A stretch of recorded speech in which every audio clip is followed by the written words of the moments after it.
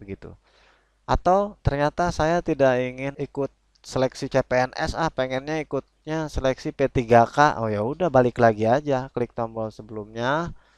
Nah, ini tidak akan tersimpan yang tadi sudah di otak-atik ya. Kita klik aja iya, jebret. Pilih, coba kita sekarang pilih P3K non guru misalkan ya. Sebelum menonton video ini, silakan klik like, subscribe, dan nyalakan tanda loncengnya untuk mendapatkan update terbaru dari video-video menarik lainnya di channel saya.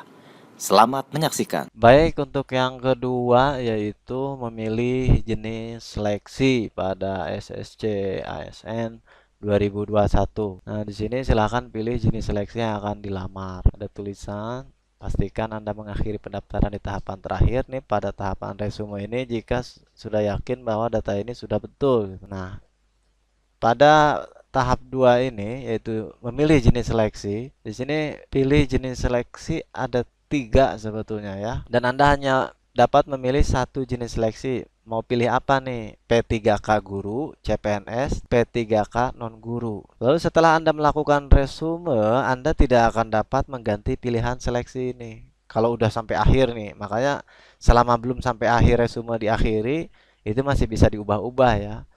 Selanjutnya dalam tahap ini, kita juga sudah mengetahui semua persyaratan yang dibutuhkan mengenai jenis seleksi yang akan kita pilih. Jadi sebelum kita memilih, disarankan sudah tahu dan sudah membaca informasi mengenai jenis seleksi yang ada pada tahun ini itu jenisnya apa gitu. Baik, coba kita lihat, kita akan mendaftar sebagai apa? Karena di sini yang ada pilihan kan ada 3 nih, tapi yang tersedia di sini cuma 2, ada P3K non guru, ada CPNS. Mungkin yang untuk guru belum dibuka atau seperti apa. Kita contohkan, saya contohkan misalkan klik CPNS. Ini hanya milih aja. Kita mau melamar sebagai CPNS, lalu kita klik selanjutnya, maka akan masuk ke tahap ketiga yaitu tahap pemilihan formasi seperti ini. Nah, ini contohnya CPNS seperti ini. Jenis seleksinya CPNS, lalu instansi kita pilih instansinya, misalkan di BKN atau mau di kota kita misalkan Tangerang Selatan, klik Tangerang Selatan. Nah, lalu di sini terlihat bahwa ada batas akhir pendaftaran instansi di sini sampai tanggal 21 Juli 2021 pukul 23.59 gitu. Maka sebelum tanggal ini kita harus sudah bisa melakukan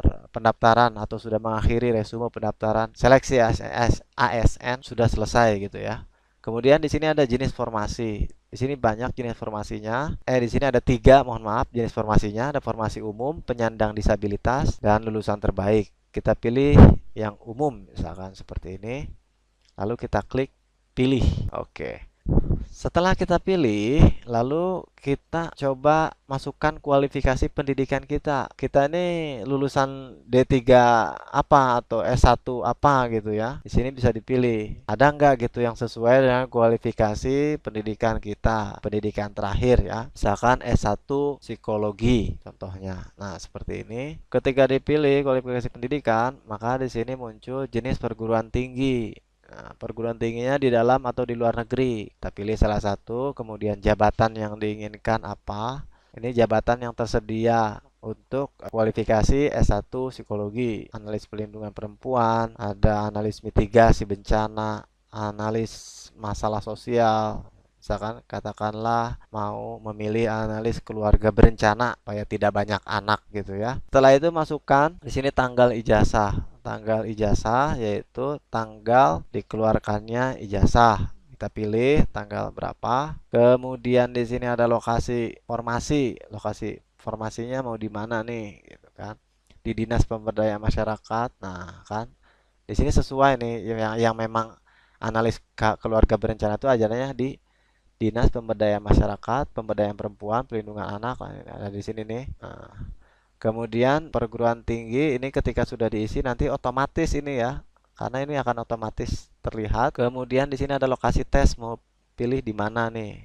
Ini banyak pilihan tesnya. Nah, termasuk ini saya pilih misalkan di Lab BKPP Kota Tangerang Selatan. Itu ada yang lokasi saya. Sini IPK juga diisi, misalkan 3,5. Setelah itu nama program studinya. Ini ketika sudah diisi perguruan tinggi, nanti ada juga nama perguruan tinggi yang sesuai ijazah gitu. Apa? Kemudian di sini pilih nama program studinya. Ini akan otomatis ketika nanti nama perguruan tingginya muncul, kemudian nama program studi pun akan muncul. Lalu ada nomor ijazah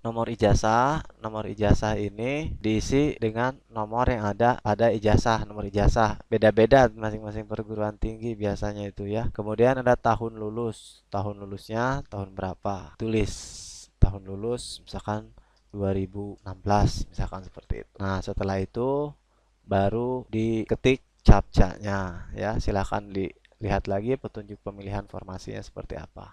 Itu untuk memilih jenis seleksi CPNS, kemudian tahap ketiga mendaftar formasi untuk CPNS, seperti itu. Nah, sepertinya nih saya nggak jadi kalau misalkan pemerintah Kota Tangerang Selatan mau di tempat lain, ini bisa diklik ulang. Nah, bisa dipilih lagi, maka ini akan terhapus semua.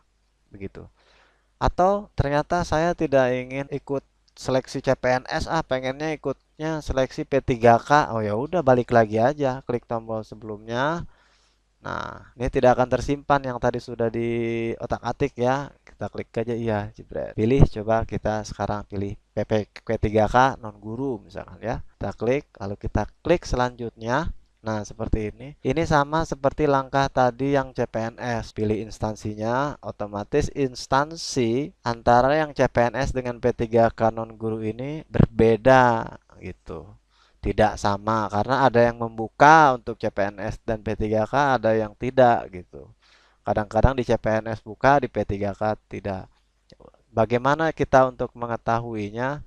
Ya bisa lihat di halaman awal tadi. Di halaman awal lihat ketersediaan formasinya gitu ya. Seperti itu. Saya kira cukup jelas untuk memilih jenis seleksi baik itu CPNS atau P3K non guru.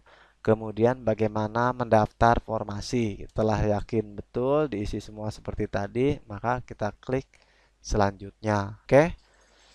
Hati-hati dalam mengisi karena ketika sudah diisi semua dan diklik resume dan sudah selesai, itu dianggap bahwa data kita sudah valid dan tidak bisa diubah kembali gitu. Demikian tutorial untuk tahap kedua dan ketiga ini. Jangan lupa klik like, subscribe, dan share. Silakan komentar di bawah ini jika ada permasalahan. Semoga bermanfaat. Assalamualaikum warahmatullahi wabarakatuh.